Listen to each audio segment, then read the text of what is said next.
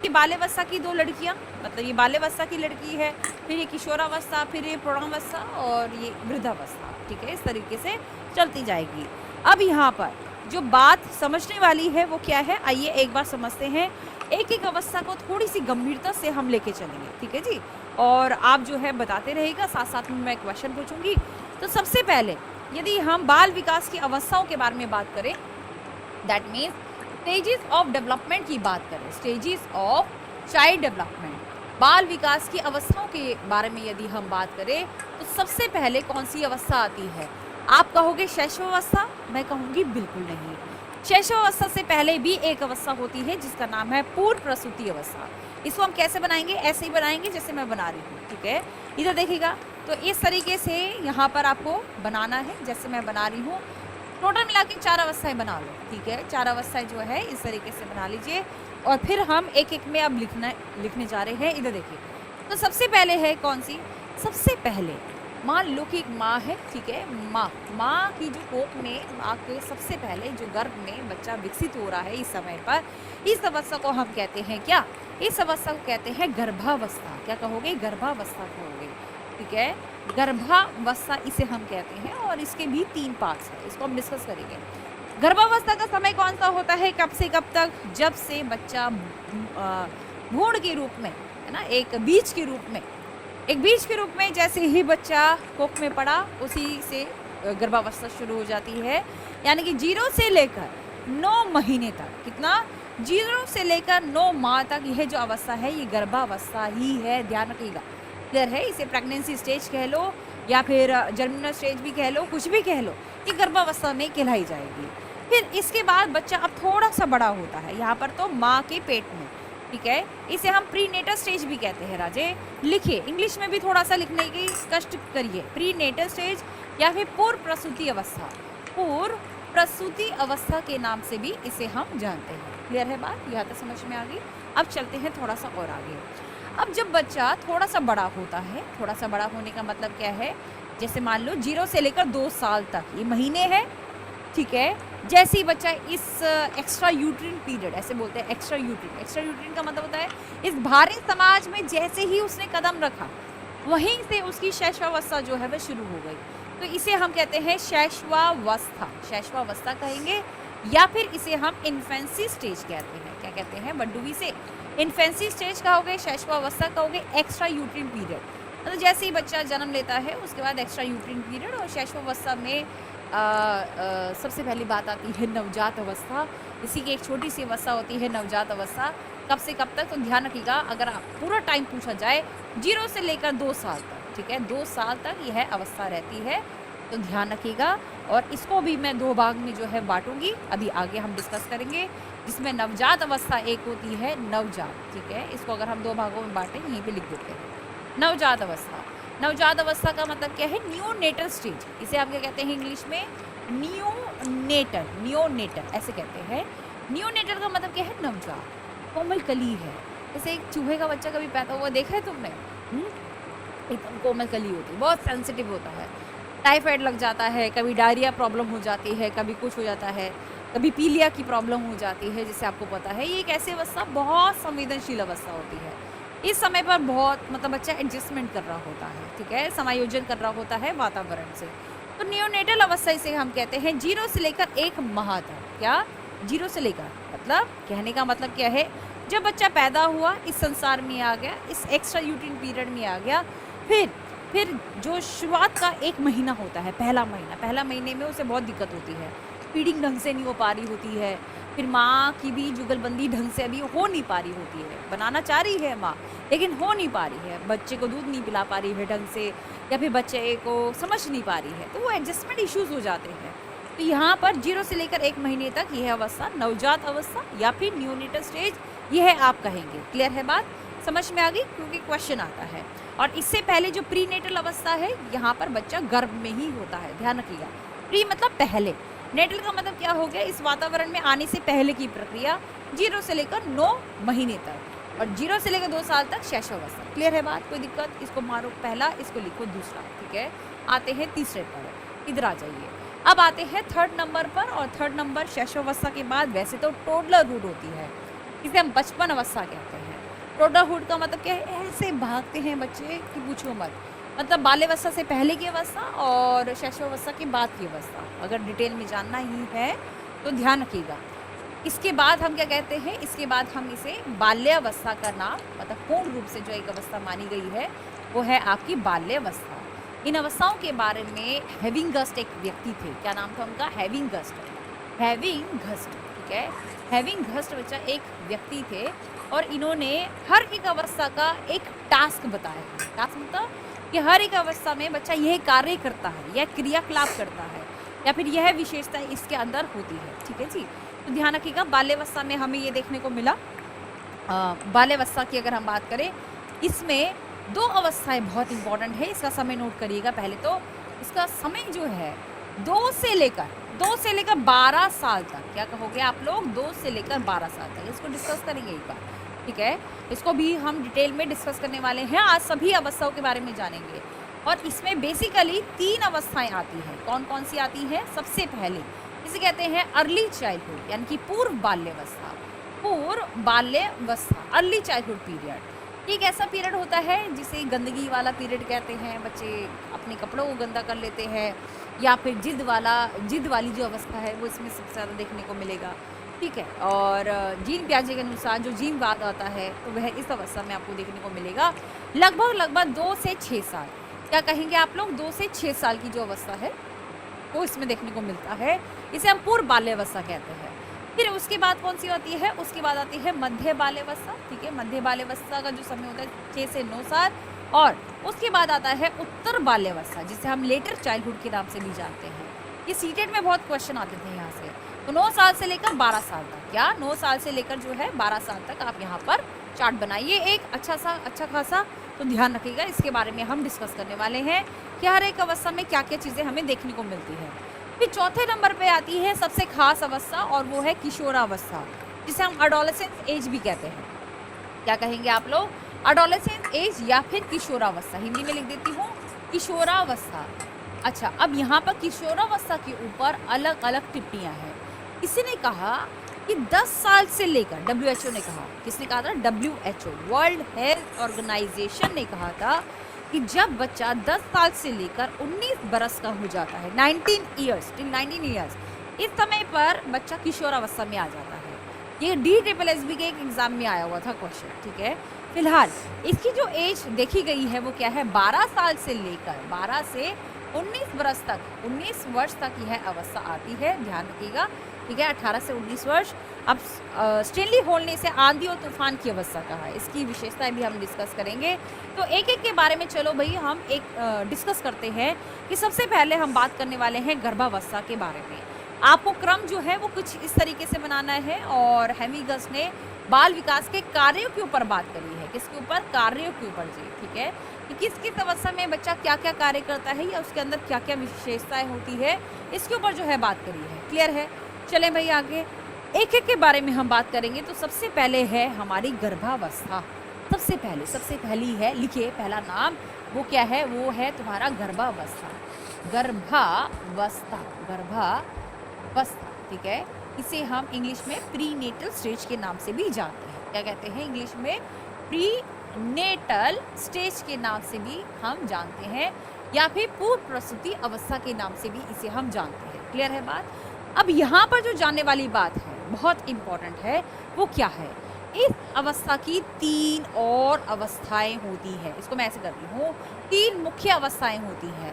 गर्भावस्था, जब बच्चा माँ के पेट में होता है, माँ के पेट में जब बच्चा होता है, तो ध्यान रखिएगा, एक ऐसी अवस्था है जहाँ पर इसको हम 3 अवस्थाओं में डिवाइड करने वाले हैं। वो 3 अवस्था कौन सी है, लिखते जाइए। तो सबसे पहले नंबर पर है, फर्स्ट नंबर पर है, जब बीज पड़ गया, यानी कि जब माँ की कोख में एक छोटा सा बिंदु है, अभी तो ये बड़ा सा बच्चा है, तो ये छोटा सा बिंदु जो है वो पड़ गया, इसे हम कहते हैं बीजावस्था। क्या कहेंगे इसे हम बीजावस्था कहेंगे, या फिर डिम्बा अवस्था कहेंगे, डिम्बावस्था कहेंगे। क्लियर है बात। और इसे हम इंग्लिश में कहते हैं जर्मिनल स्टेज। लिखिए, ये भी बहुत इंपॉर्टेंट है, जर्मिनल मतलब जैसे एक बीज उगता है ना, जैसे एक बीज उगता है, उसे हम क्या कहते हैं, जर्मिनल हो रहा है, तो इसे हम जर्मिनल स्टेज के नाम से जो है बोलते हैं। अब इसका टाइम पीरियड नोट करिए, ये कब से कब तक होता है, तो आप क्या कहेंगे भाई ये जो समय होता है ये गर्भ, जैसे बच्चा बीज के रूप में पढ़ा 2 हफ्ते तक यह समय होता है, ठीक है। तो आप क्या कहोगे, जैसे ही गर्भ धारण माँ ने किया, गर्भ से 2 हफ्ते मात्र, ठीक है। अब ये 2 हफ्ते में बच्चा पता भी नहीं चलता, मतलब इतना यूँ कह लो कि एक तरबूज के दाने जितना होगा, है ना, बहुत छोटा सा होगा, मतलब इसका पता ही नहीं चल रहा होगा। लेकिन इस अवस्था के अंदर आपने देखा होगा बहुत ही भूचाल सा आ जाता है, भोकाल सा आ जाता है। मतलब शुरुआत का जो 1 महीना होता है, बेसिकली शुरुआत का जो 1 महीना होता है, इसको भी अगर हम लें तो बहुत ही ऊपर नीचे होता है। मतलब यहाँ पर आंतरिक विकास बहुत तेज़ी से आपको देखने को मिलेगा। इस अवस्था की खास बात यह है कि यहाँ पर जो आंतरिक विकास है, आंतरिक विकास बहुत तेज़ी से हमें देखने को मिलता है, ठीक है। बहुत जल्दी बच्चा यहाँ पर बड़ा हो रहा है, धीरे धीरे, चाहे वो बीज के रूप में ही सही। बीज के रूप में बच्चा होता है, यहाँ पर पता भी नहीं चलता पेट में है भी कि नहीं है, ठीक है। तीव्र विकास होता है यहाँ पर, ध्यान रखिएगा। तो तीव्र गति से आंतरिक विकास आपको यहाँ पर देखने को मिलेगा। क्लियर है बात? तो सबसे पहले अवस्था जिसे हम बीजावस्था या डिंबावस्था कहेंगे, ये क्लियर हो गई आपकी बात। फिर आती है जो दूसरी अवस्था है, इसे हम कहते हैं भ्रूणावस्था, सेकेंड अवस्था। इसे हम क्या कहेंगे, भ्रूणा अवस्था के नाम से भी इसे हम जानते हैं, ध्यान रखिएगा। भ्रूणा अवस्था, भ्रूणा अवस्था जिसे हम इंग्लिश में क्या कहते हैं, एम्ब्रॉयनिक स्टेज कहते हैं। एम्ब्रॉयो के रूप में यहाँ पर बच्चा आ गया। अब इसकी खास बात क्या है, इसको जान लीजिए थोड़ा सा। एम्ब्रॉयनिक स्टेज बच्चा, ठीक है। एम्ब्रॉयनिक स्टेज की खास बात क्या होती है, इस अवस्था में आपने ज़्यादातर देखा होगा, ज़्यादातर पहले टाइम नोट करिए इसका जो टाइम पीरियड है वो कब से है, 2 हफ्तों से लेकर 2 हफ्तों से 2 महीनों तक, 2 हफ्तों से 2 महीनों तक आपको यहाँ पर नोट करना है, ठीक है। 2 हफ्तों से लेकर 2 महीनों तक ये समय है, ठीक। क्लियर है, दिखाई दे रहा है कि अब बड़ा लिखूँ मैं यहाँ पर इसको, 2 हफ्तों से लेकर 2 महीने, 2 मंथ्स है ना, 2 महीनों से, सॉरी 2 वीक्स से लेकर 2 मंथ्स तक, ठीक है। दिखाई दे रहा है ना यहाँ पर, क्लियर है बात? चलिए तो देखिए अब इसकी खास बात क्या होती है। कभी तुमसे पूछा जाए कि इस अवस्था में, इस अवस्था को अगर हम बात करते हैं, इस अवस्था में जो बच्चे का शारीरिक अंग है वह जल्दी से विकसित होता है, शरीर के अंगों में वृद्धि होती है। यहाँ पर आंतरिक, क्योंकि अभी यहाँ पर शरीर बना ही नहीं, लेकिन यहाँ पर शरीर बनने लगता है, ठीक है। तो आप क्या कहोगे, शारीरिक अंगों में वृद्धि होती है, शारीरिक अंगों में वृद्धि, ठीक है। यानी कि इन शॉर्ट कहने का मतलब यह है, यहाँ पर बच्चे का हृदय में विकास हो जाता है, धीरे धीरे दिल जो है वो आने लगता है, ठीक है। शरीर के अंग जैसे हाथ पैर हो गए, ये सारी चीज़ें आपको देखने को मिलेगी। शरीर के अंग भी यहाँ पर धीरे धीरे अभी विकसित होने ही लगे हैं, शुरू हो चुके हैं। तो यदि आपसे पूछा जाए कि भ्रूणावस्था की खास बात क्या है, तो पहले तो टाइम पता होना चाहिए। दूसरी बात, इसकी जो खास बात है वह पता होना चाहिए कि शारीरिक अंगों में यहाँ से वृद्धि होना शुरू होता है। फिर आती है हमारे तीसरे नंबर पर, इसको हटा देते हैं। फिर आती है कौन सा, फिर आती है हमारे तीसरे नंबर पर अवस्था जिसे हम फर्टिलाइजेशन अवस्था भी कहते हैं। इंग्लिश में बोलते हैं फर्टिलाइजेशन, और इसे हम हिंदी में क्या कहते हैं, गर्भावस्था से लेकर, ठीक है, जन्म तक। गर्भावस्था से लेकर जन्म तक, क्लियर है बात? समझ में आ गई? इसे इंग्लिश में हम बोलते हैं फर्टिलाइजेशन पीरियड। क्या बोलेंगे, फर्टिलाइजेशन पीरियड इसे हम बोलते हैं। ये कब से कब तक है, लास्ट, यानी कि 2 महीनों से लेकर 9वें महीने तक, है ना। 2 महीनों से लेकर जब तक बच्चे का जन्म नहीं हो जाता तब तक, ध्यान रखिएगा। 2 महीनों से लेकर 2 महीनों से लेकर 9 महीनों तक, क्लियर है, जब तक बच्चों का जन्म नहीं हो जाता। और फिर उसके बाद तो तुम्हें पता है, फिर बच्चा शैशवावस्था में आता है। अब एक बात नोट करना, तुमसे कभी पूछा जाए कौन सी एक ऐसी अवस्था है जहाँ पर बच्चे का दिल बाहर रहता है, दिल जो है, दिल अभी शरीर के अंगों से बाहर रहता है, तो कौन सी अवस्था है, वो है एम्ब्रॉयनिक अवस्था। तो कौन सी अवस्था है जी, आप क्या कहेंगे, वो है एम्ब्रॉयनिक पीरियड, यानी कि भ्रूणावस्था। यहाँ पर जो दिल है, दिल शरीर से बाहर रहता है। इसकी खास बात ये भी है, शरीर से बाहर रहता है इस अवस्था के अंदर। लेकिन यहाँ पर आते आते बच्चे का जो दिल है, दिल क्या है, शरीर के अंदर आ जाता है। और दूसरी बात ये है कि इसके अंदर मस्तिष्क का विकास बहुत तेज़ी से होता है। मस्तिष्क मतलब दिमाग का विकास जो है या ज्ञानेंद्रियों का विकास धीरे धीरे और भी अच्छे तरीके से होने लगता है। मस्तिष्क का विकास बहुत तेजी से होता है। क्लियर है बात? यहाँ तक बात समझ में आ गई? कोई दिक्कत परेशानी हो तो बताते रहिएगा। तो यहाँ पर गर्भावस्था से क्वेश्चन आ सकते हैं कि किस अवस्था में आपको क्या क्या चीज़ें देखने को मिलती है। तो याद रखिए, सबसे पहले तो टाइम याद होना चाहिए। यदि समय ही याद नहीं है तो गोल डब्बा है, मतलब बिल्कुल जीरो डब्बा है। तो सबसे पहला जो आपका काम है वो आपका क्या होना चाहिए कि आपको ये चार्ट पता होना चाहिए, उससे सारी चीज़ें बनानी है। मैं कोशिश भी करती हूँ कि मैं हाथ से ज़्यादा लिखूँ ताकि चीज़ें तुम्हारे दिमाग में बस जाए। चीज़ों को जब हम हाथ से लिखते हैं, प्रेशराइज करते हैं, तो वो ज़्यादा दिमाग में रहती है। अच्छा, यहाँ से एक क्वेश्चन और भी आता है। क्वेश्चन कैसे आता है? कौन सी एक ऐसी अवस्था है जहाँ पर बच्चे का रिफ्लेक्स एक्शन सबसे ज़्यादा तेज़ी से बढ़ता है, रिफ्लेक्स एक्शन में वृद्धि होती है। तो ध्यान रखिएगा, ये कौन सी अवस्था है? वह यही अवस्था है। इस अवस्था में बच्चे की प्रतिवर्ती क्रियाएं यानी कि रिफ्लेक्स एक्शन में बढ़ोतरी होती है। ध्यान रखिए, ये बहुत इंपॉर्टेंट बात है जो आपने यहाँ पर देखी। क्लियर है? एक एक चीज़ को आपको लिखना है। ये सारे के सारे फैक्ट्स हैं जो मैं आपको बता रही हूँ। मस्तिष्क का विकास, यहाँ पर शरीर अब मतलब हृदय जो है शरीर के बाहर ना रह के अब अंदर आ चुका है, ऐसे समझिएगा। ठीक है? और शारीरिक अंगों में सबसे ज़्यादा जो विकास होता है या पूर्ण रूप ले लेते हैं, जाहिर सी बात है इसी के अंदर होगा। ठीक है? अब एक और चीज़ जो बात करने वाली है वो ये है, इसको ध्यान से समझिएगा। अब एक क्वेश्चन आता है आपका कि बताओ कब हम महसूस कर सकते हैं कि हाँ ये लड़का होगा, ये लड़की होगी। मतलब महसूस छोड़ो, मतलब कब डॉक्टर लोग जो है बता सकते हैं, किस महीने में, किस समय पर। यदि तुमसे ऐसा कोई सवाल पूछा जाए तो हमेशा ध्यान रखिएगा, जब तीसरे महीने में, तीसरे माह में गर्भवती महिला आ जाती है तब टेस्ट होते हैं और डॉक्टर को पता होता है कि लड़का है। पूछते भी है कि आपको क्या चाहिए, आपको लड़का चाहिए, आपको पहला क्या है, पहला बच्चा कौन सा है। बताती नहीं है या बताते नहीं है ये लोग, है ना।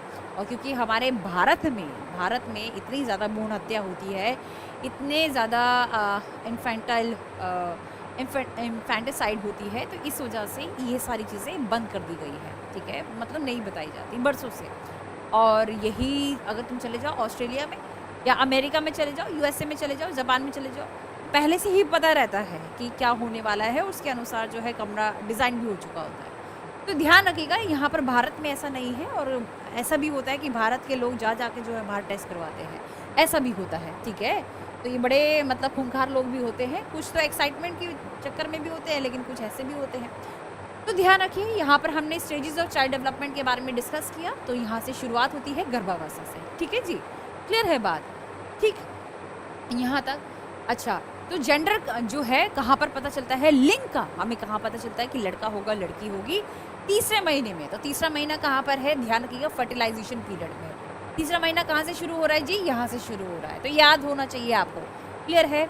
अब आ जाते हैं किसके ऊपर? अब आते हैं हमारे शैशवावस्था के ऊपर। शैशवावस्था, ठीक है, शैशवावस्था। अब इधर देखो, अब शैशवावस्था की कुछ पहले फैक्ट्स बताती हूँ, फिर हम बात करेंगे शैशवावस्था के ऊपर। थोड़ा सा विशेषता के ऊपर बाद में बात करेंगे, पहले तो इधर आ जाओ। शैशवावस्था ये एक ऐसी अवस्था है, शैशवावस्था ये एक ऐसी अवस्था है जी जब 0 से लेकर 2 साल तक बालक होता है। ये हमने डिस्कस भी किया था। अब जो जानने वाली बात है वो क्या है? ये एक ऐसी अवस्था है जहाँ पर बच्चे के अंदर 4 प्रकार के संवेग आ जाते हैं। ये बहुत इंपॉर्टेंट है।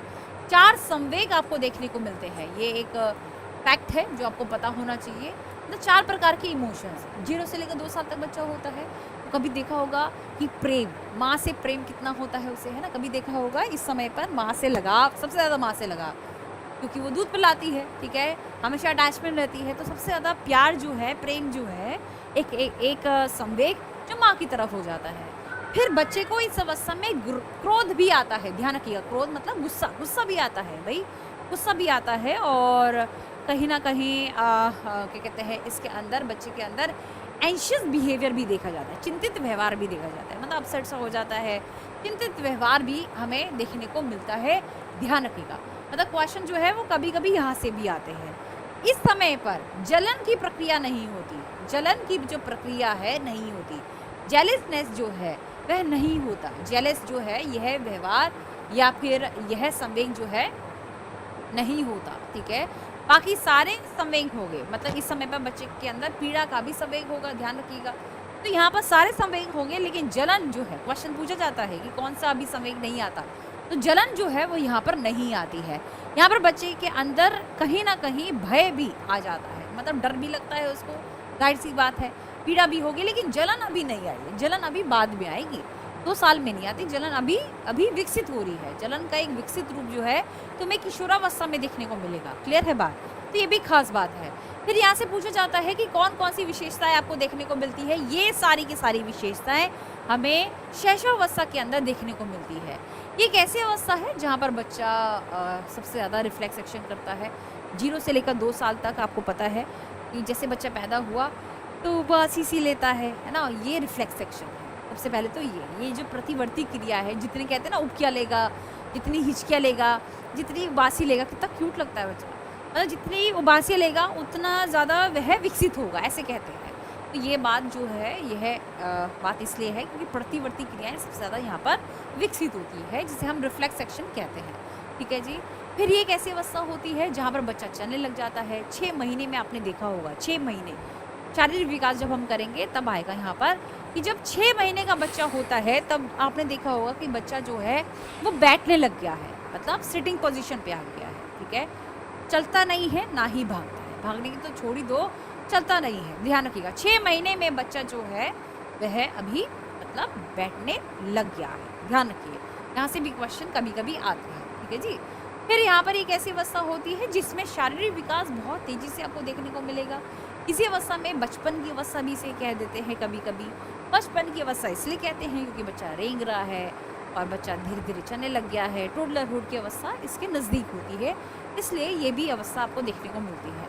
फिर यहाँ पर शारीरिक विकास में बहुत ज़्यादा तेजी होती है। रैपिड ग्रोथ का मतलब क्या है कि शारीरिक विकास में बहुत तेज़ी से विकास होता है, बहुत तेज़ी से विकास होगा। ठीक है।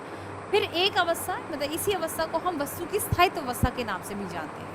इसका कारण क्या है, कोई चीज़ छुपाओगे जब उसको थोड़ी देर बाद दिखाओगे, मतलब किसी भी छिपी हुई या अज्ञात वस्तु को भी यह खोजने का प्रयास करता है।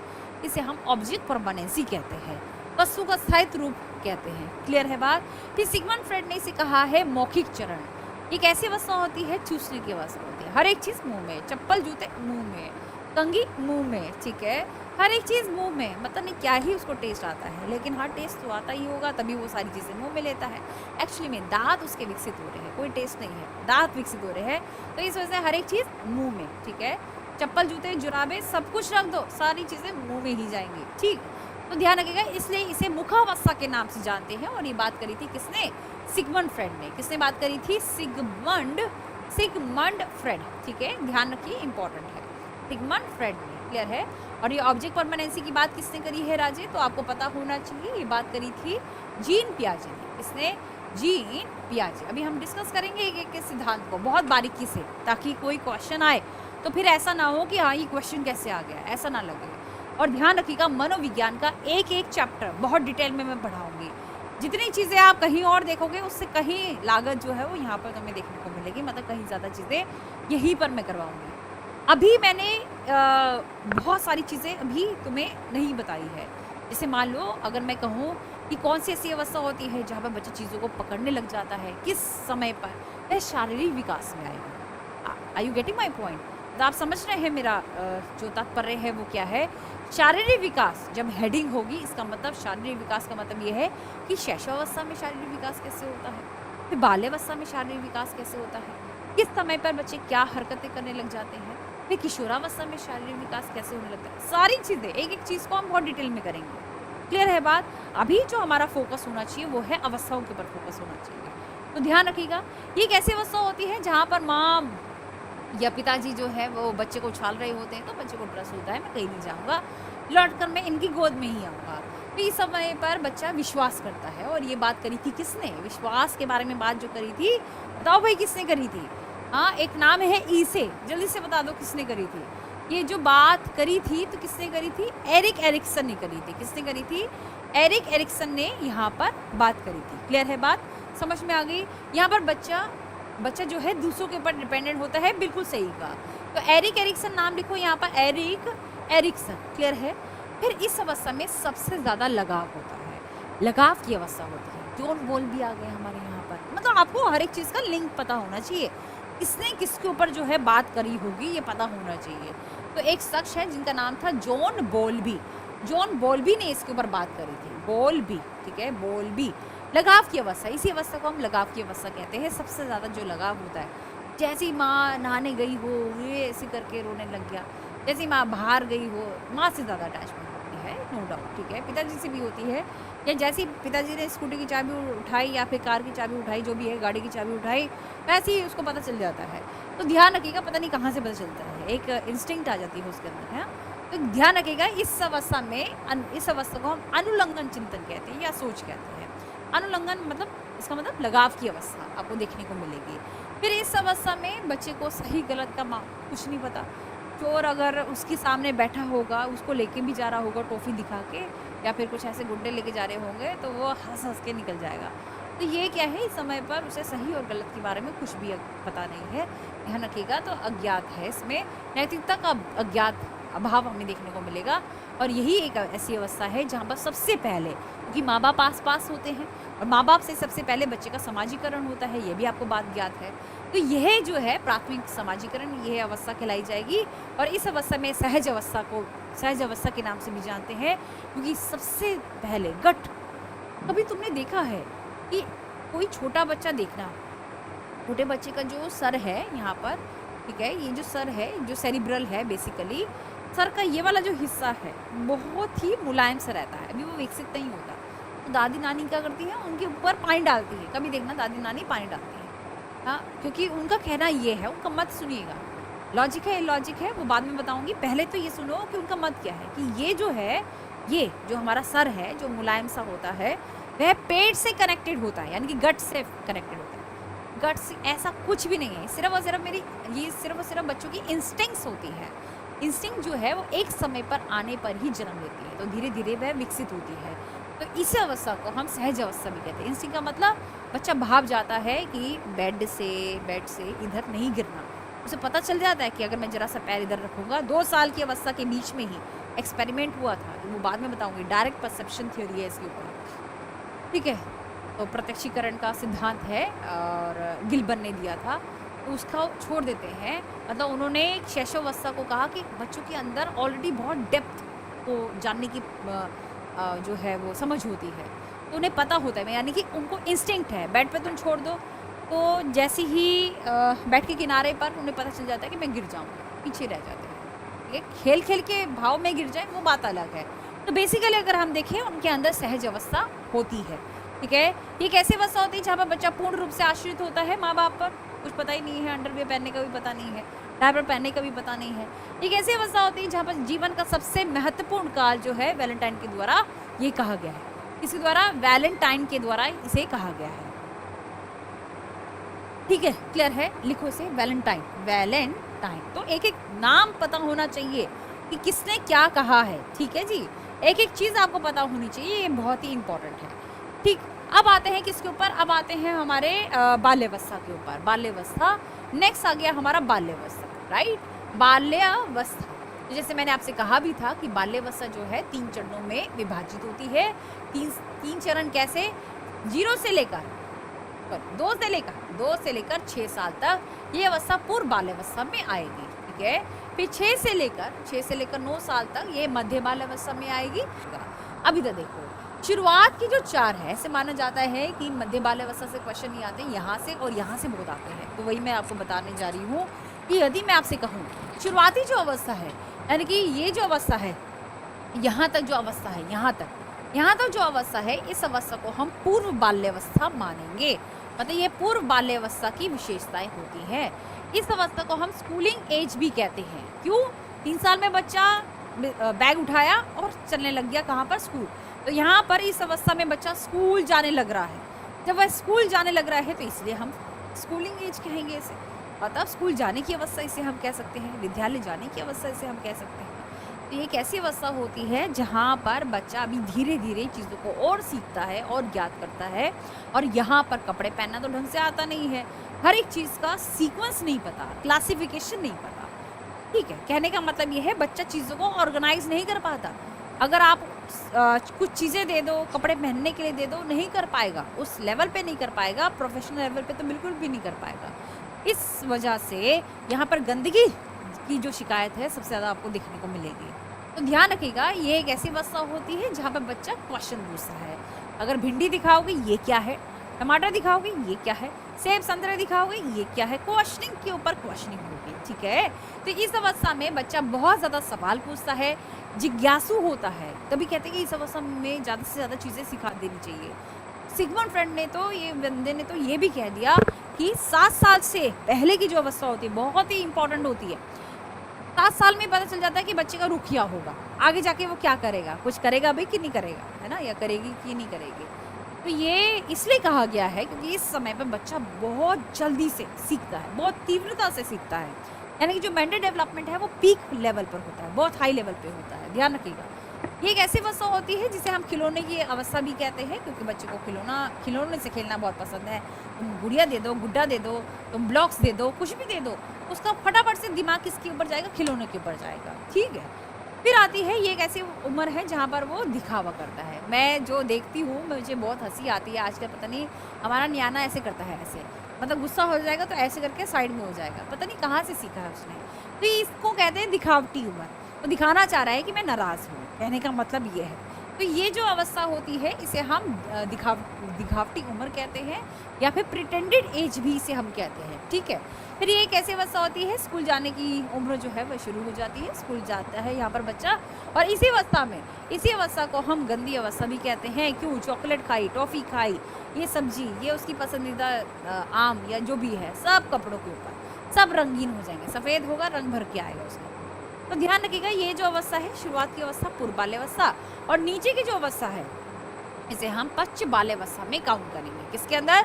पश्च बाल्यावस्था। मैं बहुत सारी चीज़ें बता रही हूँ और मैं क्वेश्चन भी पूछूंगी, इसलिए सारी चीज़ें आपको पता होनी चाहिए। जितने भी मतलब जब भी पढ़ो ना, जब भी तुम पढ़ते हो, चाहे तुम आधा घंटा पढ़ रहे हो, 45 मिनट, 40 मिनट पढ़ रहे हो, लेकिन पढ़ो ऐसा कि दोबारा इसे खोलने की ज़रूरत ना पड़े। हमेशा हमारा यही फोकस रहता था, या हमारे टीचर भी हमें कुछ ऐसे ही बोलते थे कि बार बार एक ही चीज़ को क्यों पढ़ना, है ना। तो इसलिए जब भी आप नोट्स बनाएं या जब भी आप पढ़ रहे हैं, ऐसे पढ़िए कि दोबारा पढ़ने की आवश्यकता ना हो, ताकि हमारा समय व्यर्थ, मतलब हमारा समय बहुत मूल्यवान है, व्यर्थ ना जाए। तो इसलिए हमें इस तरीके से पढ़ना है। क्लियर है बात? समझ में आ गई है? चलिए तो देखिए, अब यहाँ पर जैसे ही पश्च बाल्यावस्था में बच्चा आया है, अब बन गए उसके भाईचारे, मतलब अब बन गए उसके दोस्त यार। ये एक ऐसी अवस्था होती है जहाँ पर वो पोक्यूमैन, चिप्स के पैकेट में से कुछ भी निकला इकट्ठा कर लो फटाफट से, तो यानी कि ताश के पत्तों को इकट्ठा कर लो, इकट्ठे करने की अवस्था, भंडारण अवस्था इसे कहते हैं। यहाँ पर बच्चा अपने आप को स्मार्ट समझता है, यहाँ पर कहता है कि मुझे सब कुछ आता है, तुम अज्ञात लोग हो, अज्ञान लोग हो, ठीक है। ये एक ऐसी अवस्था होती है जहाँ पर बच्चा दोस्तों यारों के साथ, मतलब उसको बैठने का तो मन ही नहीं करता है, पढ़ने का तो मन ही नहीं करता है, दूर दूर की बात है। जैसे हम मतलब लाइट चली गई, चेन खेलो या कुछ ऐसे। तो ध्यान रखिएगा, ये कैसी अवस्था होती है जहाँ पर बच्चे के दोस्त यार बहुत बन जाते हैं और पीयर ग्रुपिंग बनती है। लेकिन ये पीयर्स हम उम्र के होते हैं, सेम आयु के होते हैं, ठीक है। इस अवस्था को हम ग्रुप एज के नाम से भी जानते हैं, समूह आयु के नाम से भी जानते हैं, गैंग अवस्था या गिरोह की अवस्था इसे हम कहते हैं। बच्चा यहाँ पर लड़का होगा तो लड़कों को ही दोस्त बनाएगा, राइट? ऐसे ही होता है ना। लड़कियां होंगी तो लड़कियां ही जो है वह दोस्त बनेगी। तो ये सारी चीज़ें आपको देखने को भी मिलेगी, ठीक है। तो यहाँ से क्वेश्चन भी आ सकता है।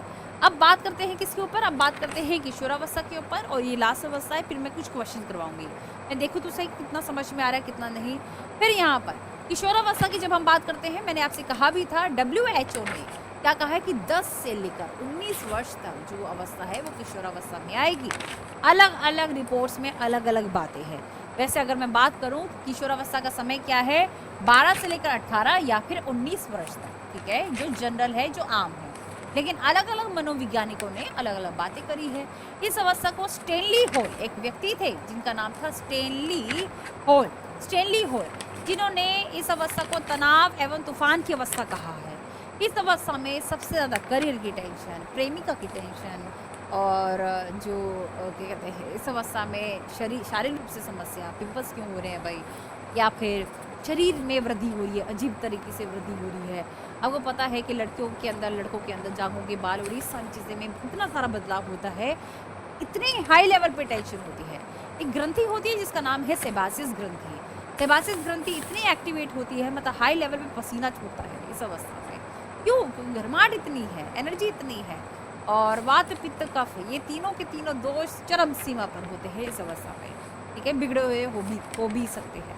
ये भी हो सकता है कि बहुत सारे बच्चों में जो है, कुछ बच्चों को छोड़कर बहुत सारे बच्चों में ये जो बैलेंस है इनबैलेंस होता है। ध्यान रखिएगा, असंतुलित अवस्था होती है। इस समय पर करियर से रिलेटेड तो प्रॉब्लम होती है, क्योंकि अपोजिट जेंडर से एक अट्रैक्शन होती है। इस वजह से वह हमें छोड़ के ना चली जाए, उनके ऊपर हम पूर्ण रूप से डिपेंडेंट हो जाते हैं, या अपने ही दोस्त यारों के एक्टिव मेंबर बन जाते हैं। जैसे कहते हैं ना सलमान भाई, जैसे मान लो बहुत सारे भाई है लेकिन उनमें से एक सलमान भाई निकल जाएगा, तो कहने का मतलब यह है बहुत सारे दोस्त हैं लेकिन उनमें से एक मेंबर ऐसा होगा जो बहुत ही सक्रिय रूप से भागीदारी निभाएगा और जिसकी बात दूसरे लोग सुनते हैं। तो वही बातें हैं, ये एक ऐसी अवस्था होती है जिसमें बच्चा एक्टिव मेंबर, मतलब अपना सदस्य का, अपने दोस्त यारों का एक्टिव मेंबर होता है, या फिर सक्रिय सदस्य के रूप में यहाँ पर कार्य करता है। भ्रम की अवस्था, या फिर यूँ कह लो कि कन्फ्यूजन एज, क्या करूँ क्या नहीं करूँ, मैं कौन हूँ, अपना अस्तित्व के बारे में भ्रम, या फिर मुझे क्या करना चाहिए, साइंस साइड लेनी चाहिए, ये सारी चीज़ें सब चलता रहता है। कॉमर्स चलता है, मतलब साइंस लेनी चाहिए, कॉमर्स लेनी चाहिए, आर्ट्स लेनी चाहिए, फिर उसके बाद कॉलेज में मुझे क्या करना चाहिए, 18 साल में मैं क्या करूँ, मैंने तो अभी गोल डिसाइड नहीं करा, तेरा गोल क्या है। इन्फ्लुएंसिंग एज भी सबसे ज़्यादा ये है, मतलब दोस्त यारों से इन्फ्लुएंस हो गया, अच्छा ये एनिमेशन करा, चलो इसके साथ चलते हैं, अच्छा ये ऐसे इंजीनियर लाइन में चला है, इसके साथ चलते हैं। तो ये सारी चीज़ें आपको देखने को मिलेगी। एक ऐसी अवस्था होती है जहाँ पर बच्चा अब अमूर्त रूप से चिंतन कर पा रहा है।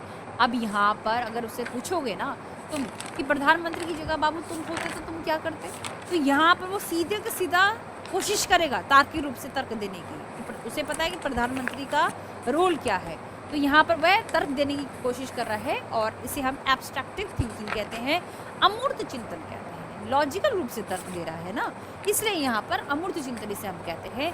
ये कैसी अवस्था होती है जहाँ पर अगर तुम कहो कि ए बी से बड़ा है, बी सी से बड़ा है, तो दिमाग लगा लेगा, परिकल्पना लगा लेगा, तो जाहिर सी बात है ए सी से बड़ा होगा भाई। तो ये एक ऐसी अवस्था हाइपोथेटिकल डिडक्टिव रीजनिंग यहाँ पर विकसित हो जाती है। उसे पूछा जाए कि बताओ तुम्हारे फॉर एग्जाम्पल तुम अपनी नानी के घर जा रहे हो 60 किलोमीटर प्रति घंटे के हिसाब से, और तुम यहाँ पर 1 घंटे में जा रहे हो, मतलब क्या कहते हैं इतने डिस्टेंस को कवर कर रहे हो, बताओ कितनी गति के साथ तुम गए। मतलब इस तरीके से क्वेश्चन जो है, स्पीड, डिस्टेंस, टाइम, ये सारे फॉर्मूला जो समझ में आ रहे हैं। तो यहाँ पर इसे हम कहते हैं कि परिकल्पना कर पा रहा है, हीरो वर्शिप आता है, आई एम द हीरो। मैंने कहा ना सलमान खान, शाहरुख खान यहाँ बन जाते हैं इस अवस्था में आते आते। ठीक है, इस अवस्था को हार्ड अवस्था, हार्ड एज की अवस्था, मतलब यहाँ पर बहुत परिश्रम अवस्था इसे हम कहते हैं। किलपैट्रिक साहब ने कहा है इस अवस्था को हम यौवन की अवस्था कहते हैं, जवानी की अवस्था कहते हैं, तभी तो जवानी के रूप में पिंपल सारे होते हैं। तो ये जो अवस्था होती है यहाँ पर ग्रोथ स्पर्ट होता है एकदम से, जैसे कहते हैं ना अंडा फूट गया ऐसा कुछ, तो ये कुछ इस तरीके से अवस्था होती है जहाँ पर जो बीज है रोपण हो गया, बीज जो है एक कली के रूप में आ गया ना, कुछ ऐसे अवस्था। खैर, तो ये बोलते हुए बड़ा अजीब सा लग रहा है लेकिन ऐसी बातें हैं, किताबों में तुम्हें ऐसी चीज़ें देखने को मिलेंगी। फिर अपोजिट सेक्स के प्रति अट्रैक्शन हमें देखने को मिलता है जी, तो ध्यान रखिएगा, बहुत सारी बातें हैं तो समझ में आनी चाहिए। आ जाओ कुछ चीज़ें हम यहाँ पर डिस्कस करते हैं। यहाँ से क्वेश्चन यदि आए तो आप क्या लगा पाओगे कि नहीं, या गिरोह आयु के नाम से भी जाना जाता है। गिरोह आयु का मतलब होता है गैंग एज। किस अवस्था को हम गैंग एज के नाम से जानते हैं, अभी बताया था मैंने आपको, गैंग एज के नाम से कौन सी अवस्था जो है प्रचलित है। शैशवावस्था कहोगे, बचपन की अवस्था, प्रारंभिक बचपन, या बाद का बचपन इसे आप कहोगे, यानी कि लेटर चाइल्डहुड कहोगे।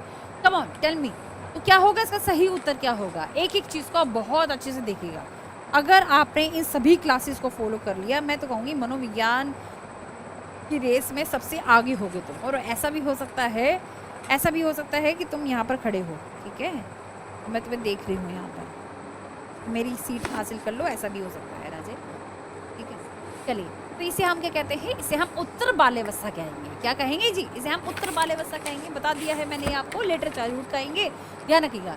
चाहे वो गैंग एज हो, चाहे वो भंडारण की अवस्था हो, ये सारी चीज़ें बता दी थी, तो इसे हम उत्तर बाल्यावस्था भी कहेंगे। क्लियर है, उत्तर बाल्यावस्था, उत्तर लिखिए इसे, उत्तर बाल्यावस्था भी इसे हम कहेंगे। क्लियर है। अच्छा, ये सारी चीज़ें ना मिल जाएंगी पीपीटी के फॉर्म में भी, लेकिन मैं चाहूँगी कि आप लोग जो है वह नोट्स बनाएं, थोड़ा सा कष्ट तो करें, एटलीस्ट थोड़ा सा कष्ट जो है हाथ से, मतलब लगे कि हम कुछ नई क्लासेस शुरू कर रहे हैं, ऐसा लगना चाहिए कि कोई साइकोलॉजी की, मनोविज्ञान की क्लासेस शुरू हो रही है। अच्छा, एक बच्चे ने कहा था कि मैडम जीवन कौशल भी पढ़ाओगे? जी हाँ, जीवन कौशल हो गया, शैक्षिक प्रबंधन मुझ पे छोड़ दो। ठीक है, मुझ पे छोड़ दो, मैंने कहा ना, डे वन से ही मैंने आपसे कहा था कि ये सारी चीज़ें मुझ पे छोड़ दो। लेकिन पहला कर्म और धर्म क्या है, क्योंकि यूपी टेट और सुपर टेट इकट्ठे लिए हूँ, इस वजह से सबसे पहले मैं सीडीपी पढ़ाऊंगी।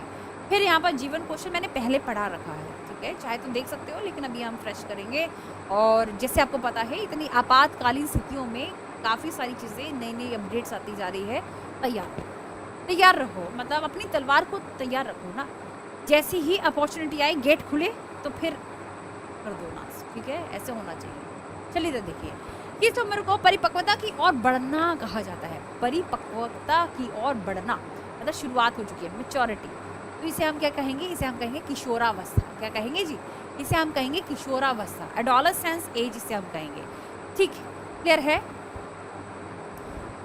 ठीक है, क्लियर है? सही उत्तर क्या है? सही उत्तर होगा बी। नेक्स्ट क्वेश्चन पर आ जाओ जी, ये क्वेश्चन बहुत इंपॉर्टेंट है। किस तिमाही के दौरान भ्रूण को दवाओं या संक्रमण जैसे भारी कारकों के कारण विकास संबंधी सामान्यताओं को का सबसे अधिक खतरा होता है? During which trimester is a foetus most at the risk for the developmental abnormalities due to external factors like medication और इन्फेक्शन? अच्छा, तुम ही बता दो यहाँ पर कौन सी ऐसी तिमाही है जिसमें सबसे ज़्यादा खतरा आपको देखने को मिलेगा? माँ को दिखता है ना, माँ को एज्यूम करना।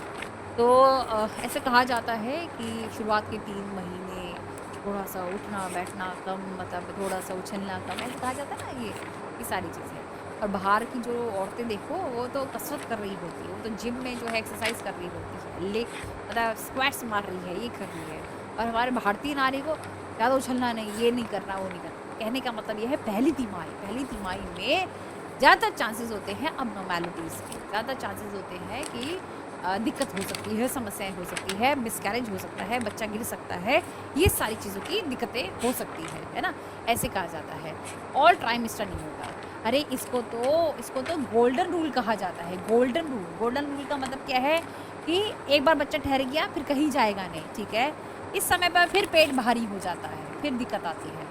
और सबसे ज़्यादा जो दिक्कत पड़ती है वो है फर्स्ट ट्राइमेस्टर, ले उल्टी ऐसे ही होता कुछ, ठीक है। तो ये एक ऐसी अवस्था होती है कि माँ की हालत बिल्कुल ख़राब, पिक्चर में दिखाया जाता है ना, बट इतना ज़्यादा नहीं होता है, पता नहीं दिखाया कैसे जाता है इतना, ठीक है। इतनी गंभीरता भी नहीं होती है, किसी में हो सकती है, लेकिन सब में ऐसा हो ऐसा नहीं होता है, ठीक है। चलिए इधर देखिए, तो यहाँ पर आते हैं नेक्स्ट प्रश्न पर। इधर देखो भाई, तीसरी तिमाही में निम्नलिखित में से कौन सा एक महत्वपूर्ण मील का पत्थर है, मतलब सबसे इंपॉर्टेंट रोल क्या है? थर्ड ट्राइमेस्टर में आते आते आपको क्या देखने को मिलेगा, बताइए जी? प्रमुख अंगों का विकास देखने को मिलेगा, तेजी से वजन बढ़ना और मस्तिष्क का विकास देखने को मिलेगा, या न्यूरल ट्यूबल का निर्माण देखने को मिलेगा, प्लेसेंटा का गठन हो जाता है? बताओ, तीसरी तिमाही में आते आते आपको क्या बदलाव देखने को मिलता है? ये हमने डिस्कस भी करा है। जैसे ही बच्चा तीसरी तिमाही में है, ऐसे कहते हैं कि नारी पानी, ऐसे कहते हैं कि ओमेगा 3 वाले जो है खाना खाओ, भोजन खाओ, बच्चे का दिमाग तेज हो। अरे बच्चे का दिमाग अपने आप ही तेज हो रहा है, आपको ज़्यादा करने की ज़रूरत नहीं है। कुछ मिथ जो है वो जुड़ गए हैं। अच्छा, फाइबर फूड खाओ, लेकिन इस पर्टिकुलर फूड से ही ऐसा होगा, जी नहीं, ऐसा कुछ नहीं होता। सबसे इंपॉर्टेंट होता है, कभी डॉक्टर के पास जाना, एक मारेगा, वो कहेगा क्या ये अंधविश्वास लेके आ रही है, और टीचर लोगों को तो और समझाएगा बैठ के, ठीक है। तुम तो टीचर हो गई, तो ध्यान रखिएगा, यहाँ पर करेक्ट आंसर क्या है? बी है, यानी कि बच्चे का ऑलरेडी मस्तिष्क का विकास होता है, आपको ज़्यादा करने की जरूरत नहीं है। जेनेटिक्स का बहुत बड़ा इंपॉर्टेंट